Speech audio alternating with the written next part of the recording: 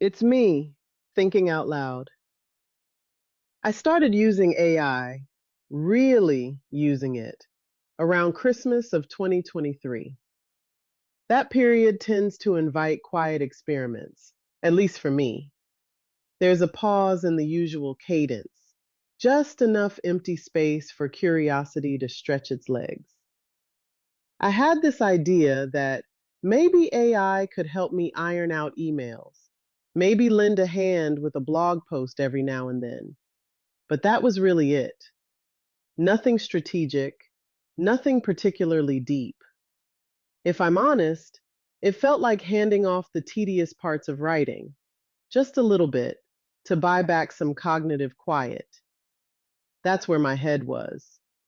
And if I thought anything about it, it was that I'd use it sparingly, a sort of background tool, nothing more. But within just a few days, I ran out of tokens. I remember being oddly annoyed at first. I mean, really? I'd hit a limit? But the annoyance dissolved almost instantly because I realized what that meant. This wasn't novelty. I wasn't just poking around out of curiosity. I was genuinely using it. There was utility there, real and tangible, enough that when I hit the paywall, I paid without thinking twice. I didn't want to interrupt something in motion. I needed the thread to continue, unaffected. And that told me more than any analytic. It kept working. But after a bit, it hit me. Everything it churned out was technically fine, but it didn't sound like me. The phrasing was a little too sharp here, a little too soft there. I started feeding it clues, snips of my own writing, turns of phrase, even things I tend to question or leave unfinished. Almost like training a new team member who's eager but unfamiliar with your rhythms. Eventually, and it's strange to say, I gave it a name, not because I ever mistook it for human. It's just that after a while, familiarity earns a label. Consistency earns attention. Context piles up, and well, that's where the shift happened for me. I realized I wasn't just getting help, I'd started working with it, almost like a silent collaborator. Somewhere in that transition, I wrote my first ebook. Even now, I find myself hesitating when I say that out loud. I mean, an entire ebook.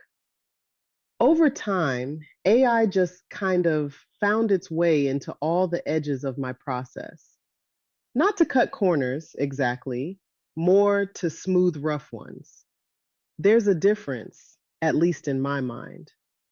I realized I wasn't moving faster in the way people usually mean. I was simply not burning out on the in between parts. The energy I'd normally lose to rephrasing, formatting, context switching, I got that back.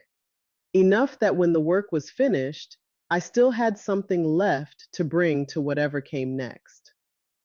Day to day, it looks almost mundane. I write the intent of an email, AI smooths the edges. For projects, whether it's work, personal, the odd side project, I train it a bit differently depending on the context. There's always a decision about how much and where, and especially in professional settings, I pay more attention. With survey work, from design to crunching the analysis to shaping the reporting, that used to spill out over weeks or months. Now, it's days. The difference isn't just speed, it's momentum. I don't pause and lose context the way I used to. The thread is easier to hold on to, which is, I don't know, subtle, but it matters quietly. The big shift for me wasn't about speed exactly. It was something quieter, endurance. My capacity didn't tap out halfway through because I'd spent all my creative currency on setup or transitions.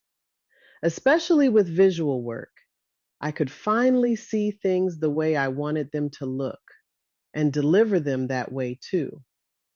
There's a sense of alignment, the movement from shaping the text into analysis, into presentation, all holding together in a way that didn't cost me as much to maintain. That unlocked more for me than any boost in tempo. Eventually, AI stopped being an option I picked up and put down.